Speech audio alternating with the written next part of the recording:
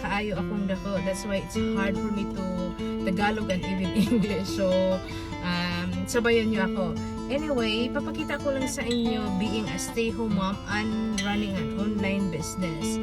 First in the morning, ida-drop ko yung mga anak ko sa school. Then after that, nag-walk ako. Ipakita ko sa inyo ang view dito na parang nasa Pilipinas ka lang kasi as in yung overlooking, maraming tao.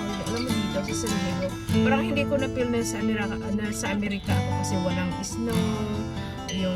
Yung weather niya is parang Philippine weather lang ta. Good thing lang is hindi siya humid. Yun lang ang ayaw ko is the humid. Hindi dito humid. But anyway, pakita ko sa inyo yung view dito as a stay-home mom once again na how I run a business with a flexibility schedule. So, if you're interested to learn how this business works, connect with me and i-help ko kayo kung paano mag-run ng online business at the same time being a mom and you will earn. Okay? So, let's see.